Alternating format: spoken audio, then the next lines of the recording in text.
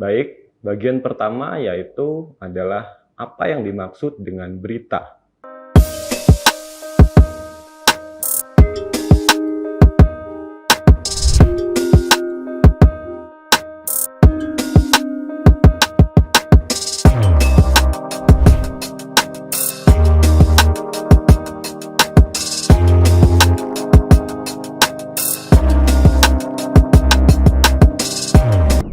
Assalamualaikum warahmatullahi wabarakatuh. Selamat berjumpa kembali bersama saya Gufronian Ars dalam kegiatan perkuliahan Teknokrat. Kali ini kita akan membahas terkait materi bahasa Indonesia, yaitu menulis berita. Pada materi kali ini, hal yang ingin dituju atau capaian pembelajarannya adalah ketika Anda bisa menuliskan berita untuk tujuan tertentu. Misalnya untuk tujuan menginformasikan sesuatu atau mempromosikan sesuatu. Terkait dengan hal itu juga, aspek-aspek dalam menulis berita perlu diperhatikan. Hal-hal apa saja yang perlu diperhatikan? Mari kita simak materi berikut ini. Baik, bagian pertama yaitu adalah apa yang dimaksud dengan berita. Berita atau teks berita adalah laporan faktual atas kejadian atau peristiwa yang sedang atau telah terjadi. Artinya, di dalam teks berita terdapat fakta atas kejadian. Tidak boleh berisi opini atau asumsi, melainkan adalah penjelasan atau uraian terkait fakta-fakta yang terjadi atas suatu peristiwa. Yang kedua, apa bedanya teks berita dibandingkan dengan teks jenis lain? Misalnya, teks sastra, teks opini. Nah, berita itu berdiri secara independen. Artinya, teks berita itu kembali lagi, isinya berupa fakta. Orang membaca berita tujuannya untuk menggali informasi. Bedanya dengan teks sastra, kalau teks sastra berisi imajinasi. Orang membaca sastra tujuannya untuk menggali pengalaman, ingin diceritakan, untuk mencari cerita. Bedanya dengan opini apa? Kalau opini adalah ada pandangan dari penulisnya. Orang membaca opini ingin mengetahui pandangan tertentu dari seorang penulis. Meskipun pada opini juga terdapat fakta-fakta tertentu. Tetapi opini yang lebih kuat adalah pandangan penulisnya dibanding fakta-fakta yang disajikan. Kalau teks berita, kembali lagi, berisi fakta, faktual, tentang hal yang sedang terjadi atau yang telah terjadi. Nomor 3, menulisnya di mana berita? Bagi kita, masyarakat modern, tentu saja penulisan berita ini sudah lebih fleksibel. Kalau dulu kita bisa membaca berita hanya di koran, majalah, dan hal-hal lain yang barangkali terbatas medianya. Tetapi untuk zaman modern seperti sekarang, segala macam informasi bisa dikelola, didapatkan, juga diproduksi. Begitu. Misalnya apa? Misalnya media sosial, website, dan lain-lain. Nah, dalam praktik keseharian, kita bisa memfungsikan hal-hal tersebut menjadi media berita. Bagaimana kita mengelola media sosial kita, mungkin media sosial perusahaan, mungkin website perusahaan, menjadi lebih produktif di bidang berita. Seperti yang sudah saya jelaskan, ada banyak media untuk menyampaikan berita. Salah satunya adalah media cetak. Media cetak ini kerap disandingkan atau diperlawankan dengan media daring atau media online. Bedanya apa menulis di media cetak dengan media daring? Kalau media cetak tentu saja jumlah kata-katanya lebih banyak karena itu media konvensional. Orang jauh lebih nyaman barangkali karena sudah terbiasa puluhan tahun membaca di media cetak. Lain dengan media daring atau media online. Orang cenderung lebih ingin membaca hal-hal singkat di media online atau media daring. Sehingga tulisan yang kita ciptakan atau kita produksi di media daring harus lebih singkat dibanding tulisan yang ada di media cetak. Selanjutnya, apa saja sih yang harus ditulis dalam berita itu? Nah, kali ini kita akan berkenalan dengan istilah adik simba. Jadi istilah ini adalah istilah untuk mempermudah kita dalam mengingat apa-apa saja yang harus kita tulis dalam sebuah berita.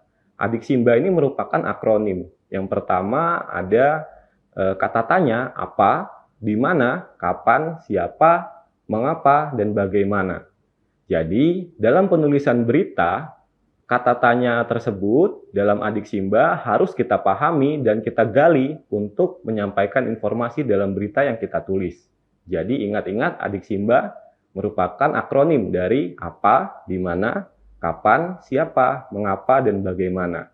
Kemudian kita uraikan bagaimana kata tanya itu bisa menjadi sebuah tulisan atau teks berita, gitu ya. Nah, bagian kedua, setelah kita memahami perspektif dasar dari sebuah teks berita, selanjutnya adalah struktur dari berita yang akan kita tulis. Struktur dari berita, pertama-tama tentu saja di bagian awal adalah judul berita atau headline, istilah umumnya. Judul berita yang baik harus singkat, padat, relevan, spesifik, dan provokatif. Nah, ini kata-kata kunci yang harus kita ingat bahwa menyusun judul itu tidak hanya mudah dibaca, tetapi juga harus provokatif. Tujuannya apa?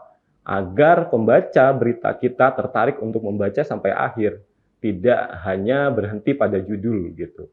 Misalnya seperti apa? Ini ada kuncian-kuncian atau tips-tips dalam menyusun judul berita. Yang pertama, ada yang langsung menulis judul berita dari inti gagasan. Yang kedua, ada yang menulis judul berita menggunakan kutipan. Yang ketiga, ada juxtaposisi. Juxtaposisi ini artinya menyandingkan dua hal yang sebenarnya berlawanan. Sehingga orang akan berpikir, mengapa kok dua hal yang berlawanan ini disandingkan? Jadi tertarik pembacanya. Yang keempat, ada penjelasan sebab akibat di dalam judul.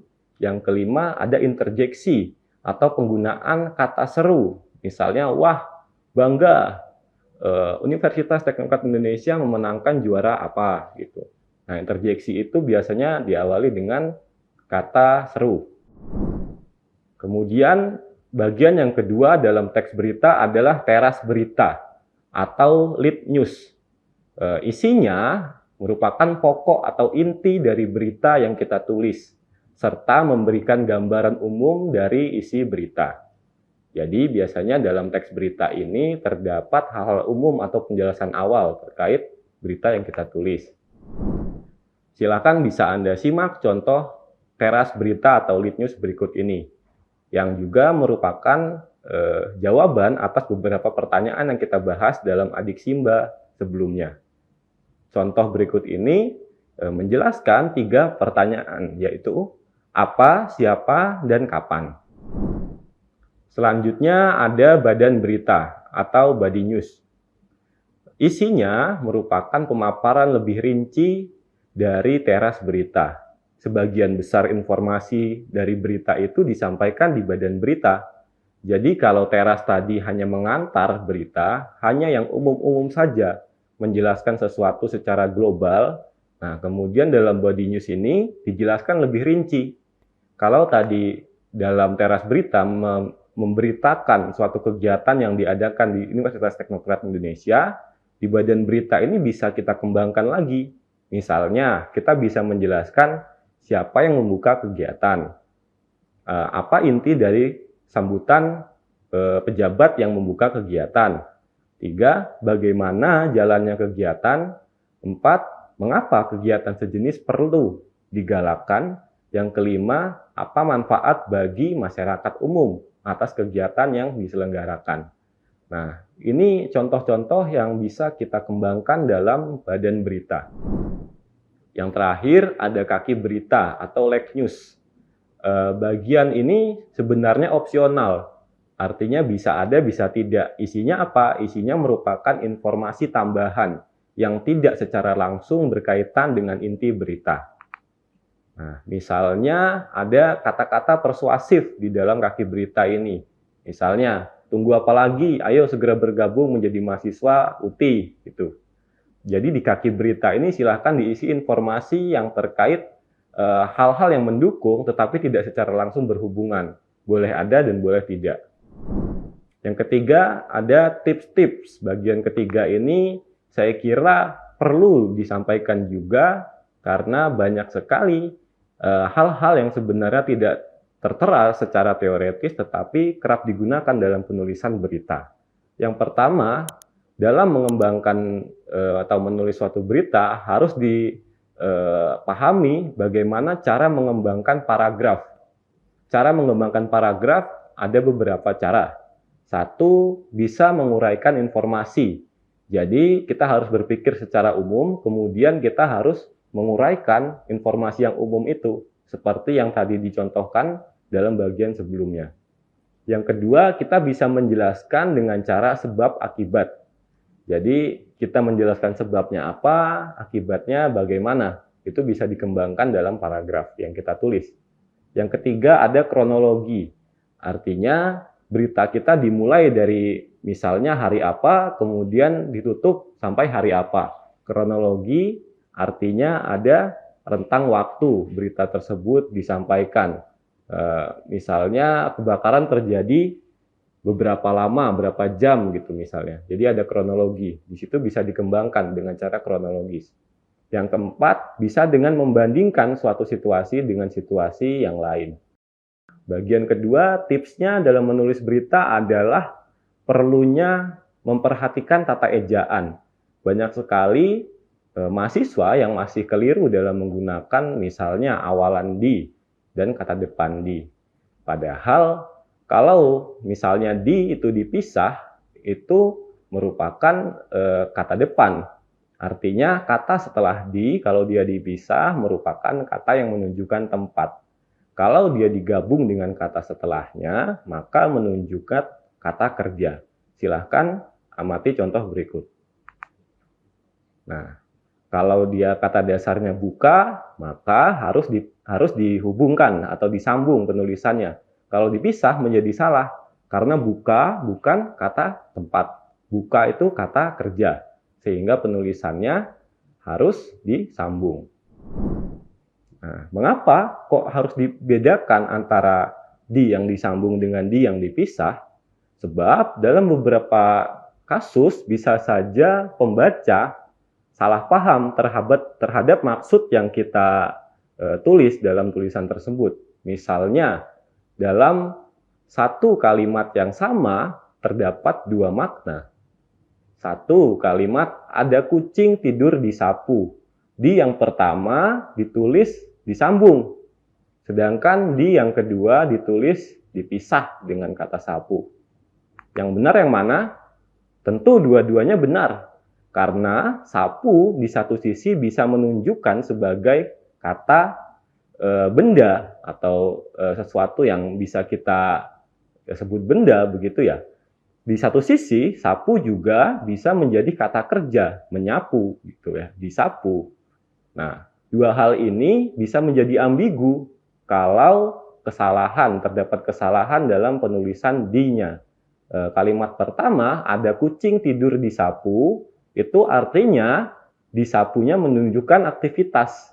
Jadi ada kucing tidur kemudian digusah dengan sapu. Sedangkan kalau yang kedua, ada kucing tidur di spasi sapu. Berarti ada kucing tidur di atas benda yang bernama sapu. Nah, di situ harus diperhatikan betapa pentingnya sekadar spasi dalam penulisan ejaan atau teks berita secara umum yang kita jelaskan pada kali ini. Yang selanjutnya, tips dalam menulis berita adalah melihat kembali, mengevaluasi kalimatnya apakah sudah efektif atau belum. Caranya bagaimana? Dengan cara melafalkan kalimat yang Anda tulis.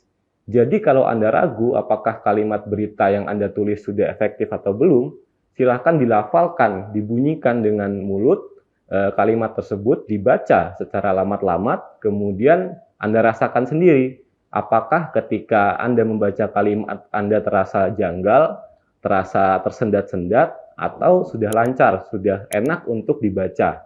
Kalau misalnya kalimatnya terlalu panjang atau Anda sampai terengah-engah dalam membacanya, maka itu belum efektif begitu. Silahkan dicoba sendiri dalam kalimat yang Anda susun. Selanjutnya ada tips jangan menulis sambil menyunting atau mengedit. Jadi ketika menulis, sebenarnya ini dalam menulis apapun, tapi dalam menulis berita juga perlu diperhatikan bahwa penulisan itu jangan dicampur dengan proses penyuntingan atau editing, begitu ya. Mengapa? Sebab dalam menulis kita seharusnya fokus dulu pada materi-materi apa yang kita bahas, sehingga tidak terganggu pada proses editing. Kalau memang materinya sudah masuk semua, sudah selesai, sudah komprehensif, kita susun, baru kemudian kita masuk proses editing. Sehingga otak kita terpisah antara otak kreatif dalam menulis dan otak kreatif untuk mengedit, gitu ya. Tidak tercampur-campur sehingga tulisannya bisa lebih matang.